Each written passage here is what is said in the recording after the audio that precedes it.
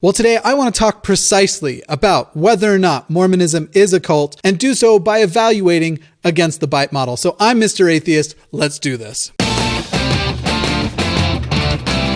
So because we are talking B.I.T.E model, I thought there would be no one better to bring in than Telltale himself. You've seen him on the channel already before, but in case you are new here, Telltale, won't you introduce yourself to the people? Yeah, I'm Telltale. I have a channel, self-named Telltale. I don't really know what to say about myself. I talk about cults a lot. I've been using the B.I.T.E model for a really long time. It's from Stephen Hassan. If you guys don't know who that is, you should check him out. It stands for Behavior, Information, Thought, and Emotion Control. And it is our method for determining if something is a cult or not. Cults commonly use these tactics to replace somebody's authentic identity with the cult identity. So we're going to go through it, see what we can find out about Mormonism. And back in December, I had actually watched a video Telltale already did called Is Mormonism a Cult? A B.I.T.E model comparison. He admits several times during the video that unlike Jehovah's Witnesses, where he comes from, he can't evaluate the claims necessarily as accurately because he's not an insider. Now, he actually got a ton right, and I'm positive he made a lot of Mormons uncomfortable with the amount of insider information he seemed to have access to. Now, the B.I.T.E model covers a whole lot of stuff. We are going to break this up into 4 parts. So today we will cover the B in the B.I.T.E model, behavior control, but let's not waste any more time. Like a couple of Philip DeFranco's, let's just jump into it. So one thing we're going to do to make a direct comparison is we're going to use the same scale that Telltale uses when evaluating cults. Basically, it is a scale that is 7 points. However, it's 7 spread out points. Each point can either score a 1, 2, 3, 5, 8, 13, or 21, basically to sort of represent the amount of intensity it takes to upgrade to the next point. Telltale, take it away with point number 1 under behavior control. So first point on the B.I.T.E model under behavior control is regulate individuals' physical reality. Originally, I put a 3 down for this. Usually when this kind of thing is found in cults, you'll find the cult requires the member to carry things with them or things like that. It's a way to give them a constant reminder that they're a member of this group. So Telltale, you gave them a 3, and I think the reason why I thought this one was too low, a lot of them I thought were right on point, but this one specifically, Mormons' temple garments. Those are an actual symbolic thing that they have to wear all of the time. This is what a lot of people refer to as the magic underwear. Once you become an adult, you have to wear these ceremonial underwear that have actual symbols on them that have representations. Mormons often describe them as wearing a hug with you all the time, things of that nature. Another thing, Mormons are encouraged to always have scriptures with them nearby, the Book of Mormon and the Bible. And so there should never be an instance where you might need the scriptures and you not have access to them. So those would be the 2 biggest reasons. I'm not saying you need a big point jump in there, but the magic underwear, I would say why maybe it could do with a little boost. I did not think about that. That's a good point. Honestly, I think I'd probably raise it up to at least an 8. Do you feel comfortable with an 8 on that? I do think an 8. Yeah, because it's not as bad as some things I've heard of. They're not wearing anything to like inject pain into themselves or the worst that I could think of this. But yeah, I'd say an 8 is probably about where I'd put it too. Okay, second point is dictate where, how, and with whom the member lives and associates or isolates. I put down 3 for this one. Honestly, on this one, 3 might be appropriate. But there are local exceptions. So a lot of times when you're going to school or whatever, if you are still in the public school system, because remember, a lot of Mormons do homeschool, you are meant to gravitate toward your friends. So the main reason why I would say this one isn't a 0 is pertaining to relationships. It is very much dictated that you should only be with other Mormons. And they won't word it like that. They'll say that you should always be looking to head for a temple marriage, but that can only happen between 2 Mormons in good standing. So I think you were right on the not a 0. 3 is fine, I think. You're happy with 3 because I wasn't sure about that one. I know Jehovah's Witnesses are serious about with whom you associate, but I didn't want to overshoot it. I felt like I was being a little bit unfair to Mormonism from the start, so I lowballed them on this one. Is 3 a good one, or should we move up a little? I still think 3 is fine. Maybe it's a 5 because there is some level of like teaching you but it's more of teaching you, indoctrinating you on who to look out for and who to run away from. But remember, Mormons are actually going to be more interested in making friends with lots of non-Mormons to try and bring people into Mormonism. That's one of their main recruiting techniques. So 3 is probably good. So the next point I've got down here is regulate when, how, and with whom the member has sex. Now, I know they're really serious about how they treat sex generally. It's not a light thing. I think I put 13 down for that one, because that's about as extreme as it gets without actually cutting your junk off, like, for example, Heaven's Gate actually did. Is that a fair number for you, you think? I'll leave it up to you, because there is a little bit of space here where if we go to 21, that means we are at the most extreme, like you said, Heaven's Gate. The thing about it is what Mormons are doing regarding their sex control, controlling who you should be attracted to, and the fact that they have done terrible things like shock conversion therapy and have been behind a lot of gay conversion therapy in the past, it has led to a lot of dead people. And while they're not murdering the people themselves, it doesn't seem to me to have much of a practical difference. I'm thinking about this because you're right. They have done a lot of horrific stuff with gay conversion and you said shock therapy and things, right? Yeah. That's serious shit. That's as bad as cutting people's junk off in many ways, you know. And in the past, one of the presidents actually commanded, I think it was a local authority, I don't remember who the guy was in the church, but commanded him to do surveillance in the Deseret gym to try and catch people having gay sex. I mean, they are very involved in the kinds of sex people are having, unless it is very heteronormative with a married significant other. I'd be willing to come up to 21, I think. We can say 21 on this. I can't say I would disagree with either one. And the emotional side of me that's mad at them for all of those dead kids kind of prefers the 21. But so I'm glad you chose it, because I'm probably a little more emotionally invested on this specific point. So the next point we have here is number 4, control types of clothing and hairstyles. And I put down 5 for this. What are your thoughts? So again, because of the temple garments, which are also rather long, so they do control, they aren't going to control as much. This isn't true in the temple, but when you're outside of the temple and your day-to-day, they're not going to control as much what you are wearing on the outside, only that you have certain modesty levels met. So basically, if you can see the Mormon underwear, you're probably now immodest. And this is underwear that goes all the way to above the knee and the sleeves come down a ways. So there definitely is a good amount of clothing control and hairstyle, even, because while there are plenty who get away with this as long as someone has confirmed their masculinity or femininity, there definitely are like red flags when a woman goes to short hair or a guy tries to grow the hair out. Specifically on the grooming standards, if you are a guy, you can't have long hair or facial hair to perform several different kinds of callings. So I would actually say a 5 is a little bit low on this one. Things could be more extreme if they put on a uniform. So I'm definitely not saying let's go all the way up to a 21, but a 5 I definitely don't think does this one justice. On the other hand, if you think about it, they are pretty extreme about this type of thing on missions. And also they have Mormons wear the special undergarments, right? Right. That would count toward it. I'd be willing to come up to like an 8 is an 8 acceptable to you, you think? Yeah, I think an 8's fine. If you had said 13, I would have said yeah, but 8 I'm very comfortable in. Okay, we'll sit on an 8 then. Okay, next point we've got here is regulate diet, food, drink, hunger, and or fasting. And I put an 8 down. What are your thoughts? So 8 is pretty good because it is more extreme than most people do with their day-to-day, and because it has a specific effect on people's social life and their behavior outside of just the eating and the drinking. Okay, Sure. So the next point we've got here is number 6 under behavior control, manipulation and deprivation of sleep. I put down a 5 for this one. At the time, I felt like deprivation of sleep included all of the work they put you through, and not necessarily forcing you to stay awake for some amount of time, but overworking you is one of the tactics. What do you think? So this is actually probably the only one where I'm going to say probably just pull it all the way down to a 1, because even on the missions,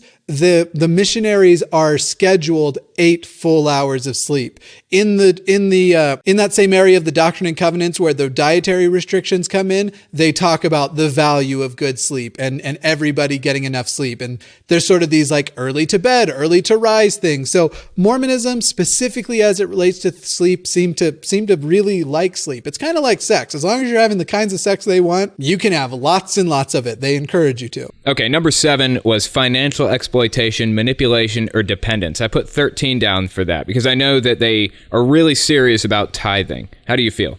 Yeah, 13's good because it could be more extreme because some cults do demand all of your income and then they give to you what you need. Some cults are like the most extreme form of communism. I think 13's good. Yes, Mormons do have to pay tithing. They do have to pay fast offerings, and they're often asked to give money to other things that turn out to be basically political initiatives, political movements. So I think 13 is fine. Okay.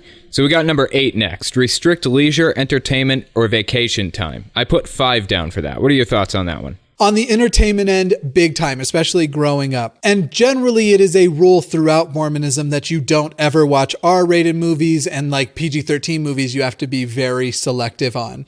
There's also lots and lots of books and things that you're meant to read about how to choose what kind of music to listen to. This is something that they actually do spend quite a bit of time. Leisure time and vacation time, that's a little different because they will encourage you, if you have the means, to go on vacation. However, you're going to feel more compelled to go to like watch pioneering plays and things of that nature at their vacation destination. So to tell you the truth, I would probably say an 8 is more appropriate, but if you feel good with 5, I won't be mad at you or anything. Honestly, I'm good with coming up to 8. I could come up to 8. The reason I put a lower number is because I was trying to be overly fair with them. But this honestly is at least an 8. I'm good with that. We'll go with 8 on that one. And if we talked about missionaries again, with missionaries, it's a full-on 21. So number 9 is major time spent with group indoctrination and rituals and or self-indoctrination, including the internet. I put 8 down for this.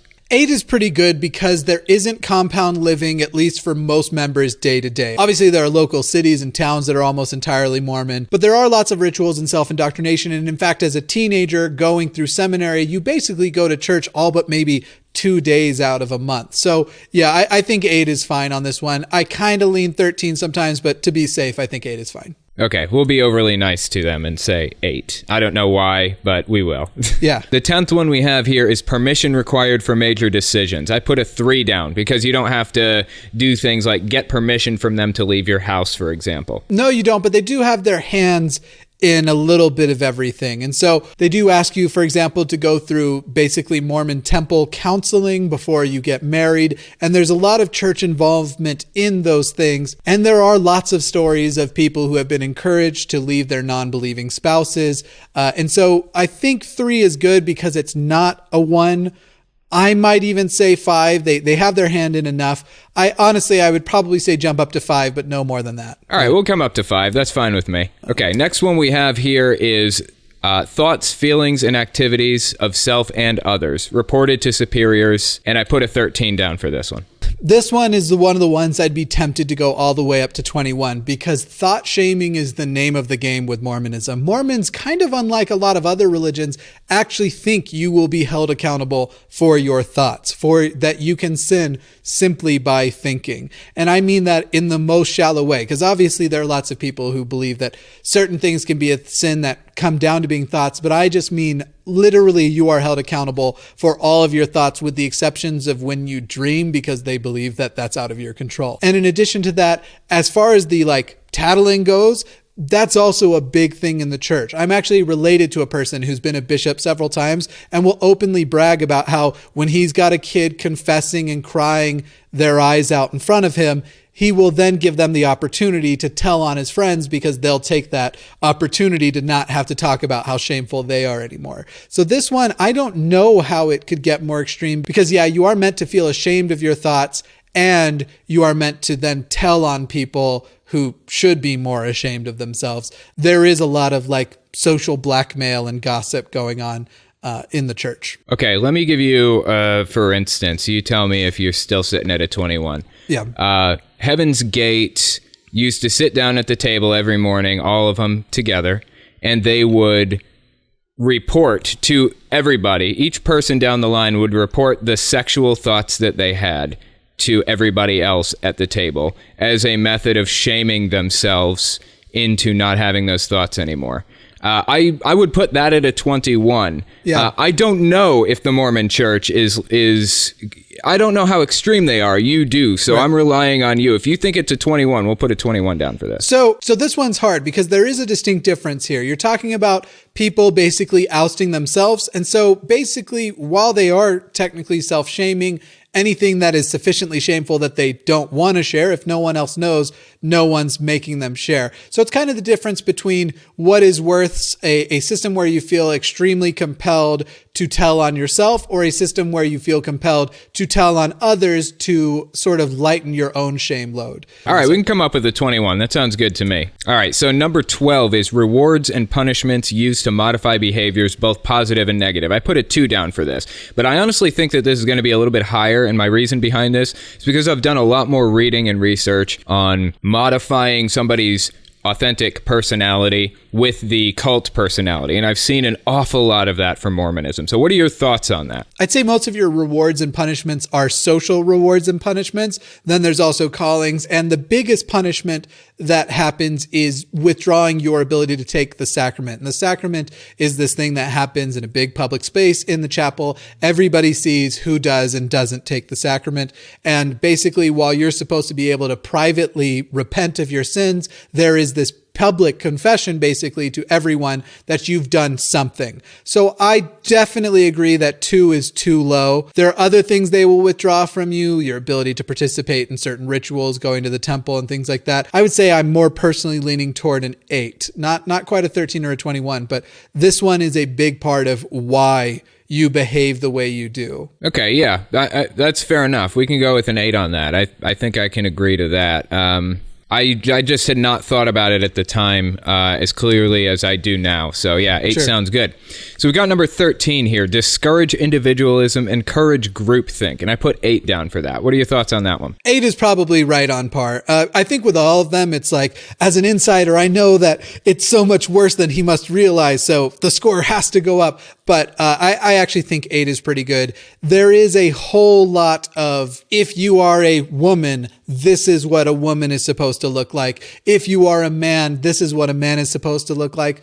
So I think 8 is right around there because I can actually conceptualize it being worse, but it is still pretty bad. Okay, we'll go with that then. All right, so next we've got number 14, impose rigid rules and regulations. I put 8 down for that. 8 is probably pretty good too, because again, the worst punishments are going to be social punishments, though there is also the case of people who are on the church's internal welfare program and how they have to be actively coming to church and things of that nature, where they can take things like that, actual financial assistance, away. However, again, because I can conceptualize multiple levels of how it could be worse, I think 8 is probably the most accurate score you could give there. Next one we've got here is 15, instill dependency and obedience. And I actually rated this 21, the most extreme it can get. What are your thoughts on that one? 21 is pretty good because Mormons have that mission thing. But beyond that, Mormons are also all going around and breaking the rules, pretending they're not, shaming each other, being huge hypocrites, but still putting on this.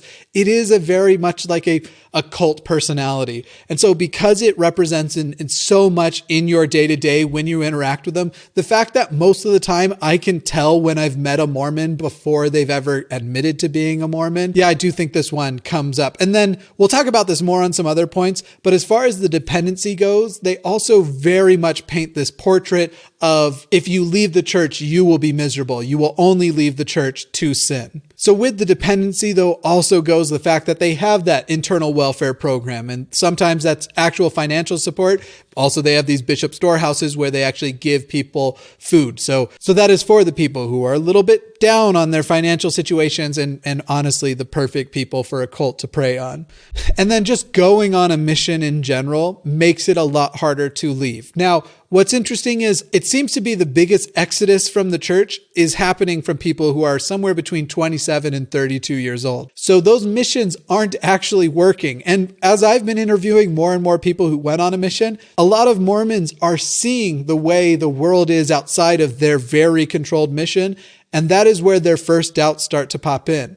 I think that's probably why the church is also starting to shift lately. And they're doing things like letting the missionaries be on social media. Now they can call home. I think it's once a week, whereas it used to be twice a year. So I would say 21 was definitely where it should be a year or two ago. It seems like they're trying to morph, because when things are 21s, but not everything is a 21, people start to, from the inside, figure out that these 21s are happening to them all the time. And so I think they are trying to pull that specific number down to make everything else a little more palatable. Yeah, that's fair enough. I imagine they're probably going to raise some other things up from, 5s or 8s at some point too, if they're lowering some 21s. Yeah. Time will tell. But we have one final number under behavior control, and that is number 16. Do they threaten harm to family and friends? Now, I put down a 3, and my reason for that is because I can think of some really extreme cases. Jehovah's Witnesses threatening to cut off contact between family members. Scientologists outright threatening to harm ex-members. So where do you sit with that one? So most of what you're talking about there, I'm pretty on board with, because there is not really any physical harm offered. However, there is often threats of losing people, losing friends, losing family. I certainly have lost a number of friends and family, and then I have family members with whom I can be cordial in person, but when their kids are around, you can tell their kids have been told horror stories about me and why they need to get away from me as quick as possible. Additionally, one thing that's a little bit interesting here, and I can't say there's an official rule that I can point to, but I can tell you that there are members of my family that were extended higher positions in the church until I came out of the church and became an atheist and started talking against it. And I've noticed that there has been a decline in those kinds of opportunities. So I can't say, for example, that this person for sure is being withheld those positions because of me and my position. However, there are a lot of people that report similar things, and it does seem like that is kind of understood in the church. Like, you're not going to find a lot of higher up people who have brothers or sisters or siblings or wives, husbands, children that are out vocally criticizing the church. So there is some level of social threat to you, even if it's someone you know or really family that has left. So 3 is pretty good because it's not nothing.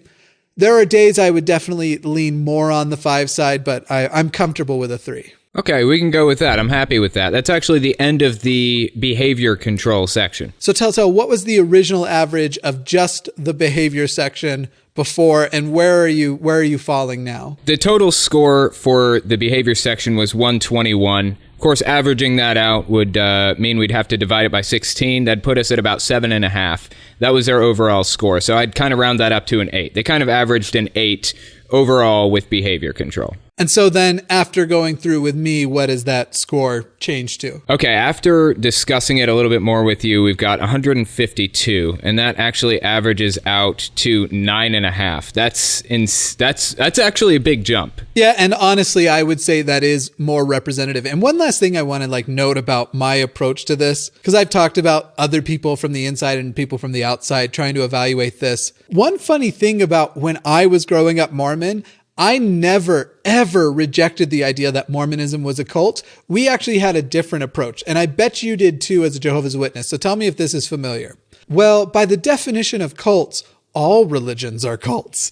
That was literally I accepted it. It was like, yeah, we have prophets, we have this, but you guys have the Pope or you have Jesus or whatever else, and basically would always go with just every religion's a cult. I never ever defended against the church being a cult. I tried kind of like religious people do with the word faith, where they try to insist atheists have faith too.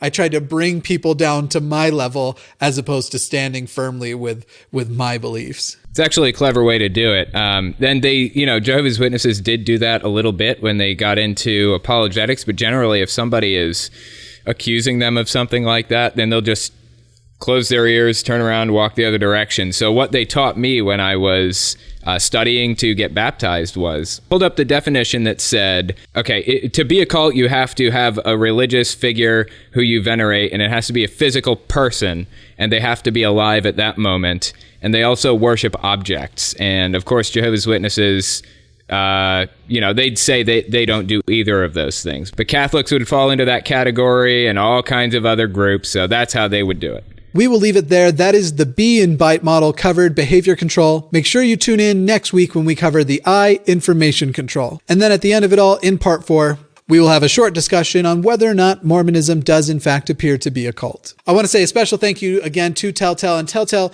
would you tell the audience one more time where they can find you? Yeah, I appreciate you having me on. You can find me at my channel. It's just plain Telltale. I talk about cults a lot. I talk about extremism more generally, so check me out. You can find links to his channel as well as all the ways you can support this channel down below. Now here are a list of my patrons who keep the lights on around here, and I very much appreciate for supporting what I do. Also, here are some video suggestions, including that original video from Telltale. A special thank you to my orbital teapots, Carissa, Mia, Commander Bork, Maya, and Allison. Today's patron of the day is Jada Thornhill. Jada, thank you so much. With love, I've been Jimmy Snow. Mr. Atheist wasn't my father.